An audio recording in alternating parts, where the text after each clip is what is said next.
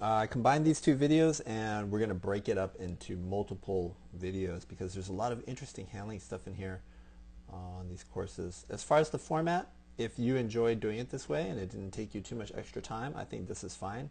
The other way is fine too. Whichever one is better for you. I don't think it makes too much of a difference to me. I think if you do it this way, it does guarantee though that I will remember everything that you had commented on. Usually I pull it up so I have the video and your email at the same time so I can kind of glance back and forth. But sometimes I'll get through the whole analysis and have forgotten something, and I think this probably makes that less likely. But if this took you like an extra long time to do it and you don't have that kind of time, I think the other way is just as good. Okay, so here, hesitating on the release, definitely a possibility. I think what I would do, and it's because she got up, right? So there's always the question of criteria in the dog's mind, and once they feel like, okay, I'm doing something naughty, am I going to get away with it? A lot of times they don't pay attention to that bar. They're very focused on you and whether or not you're going to come reset them. And so they'll fairly often, drop the first bar. With dogs that tend to take off early, I think we've talked about this before. We've talked about experimenting with setting them up very close. I had a friend whose dog had frank early takeoff problems, like for sure, 100% of the time. And what he did was put his dog very close to the jump. And she would pop over that first jump, but then she was always able to keep the bar up. Whereas before, she would drop it like a good 30-40% of the time. So something you can experiment with. The other thing is to put them even deeper. And the other thing is to shorten your lead out. A little bit of a wide turn there. Okay, tunnel.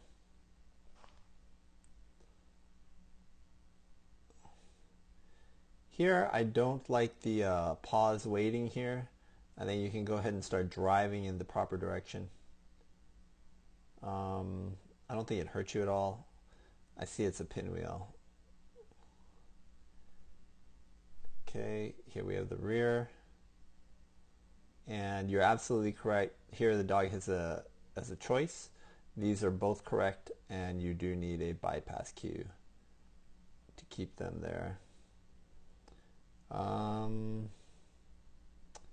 So I think that's correct. I guess one bad thing about having the words on the screen is that I will frequently zoom in and we will lose the words, and then I feel compelled to zoom out to look for them. Beautiful SERP blind here. I like that. Done very, very well. Let's see, we're at the 3-minute mark, so I'll go ahead and do one more here. We'll take a look at the standard run. Here we have a strong decel, and then you move. See how you're kind of creeping forward, like you're slowing down? So you turn, you stop, you show strong decel, but then you start dribbling, right? You're moving forward, and in my mind, that's just an accelerating cue. So the dog's going to take off further rather than closer. So if you're going to stop, go ahead and stop. Teeter. Good rear. And then here again, we have a situation where the dog's on a line this way. First turn is the wrong obstacle. Second is the correct one. This is the place for a bypass cue rather than a hard call off.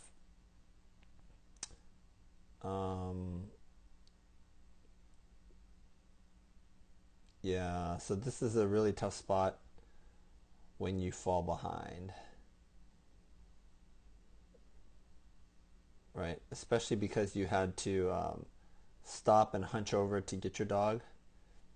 But mostly, once you get the dog on this yellow line, you have to dive in more aggressively, even if you're really far lateral. And then the other thing to really think about is, like, what is the direction I need to do to get the dog onto the table? All right, so if I'm looking at a course map, the table is here, and I've got a jump here, and the dog is going to go this way, and they need to go this way. And as the handler, when I rear, I want to parallel that line. I don't want to rear like this. If I rear like this, the dog is going to go like this and miss the table. So that's the only advice that I can give you there. But to me on this video, it looks like in order to get the right line, you had to go right through the jump. So the jump is kind of in your way. So I think you're right. You know, you're so far lateral that you're just really in not a bad position to show the dog what's next. I don't think this is really a flick, too much of a flick. I don't really worry about it, especially for tunnels. I kind of think of it as like a zone. Like anything in here is legitimate for the dog to take, even though it's a little bit away from you, especially if there's nothing out there but the tunnel. So I don't really worry about it breaking other parts of my handling. Good stop contact here. And then here we run into a problem, right? So if the turn is here, the rear cross needs to happen before that. And so that's what I would do there. All right, I'm going to stop this video here and start a new one for Premiere.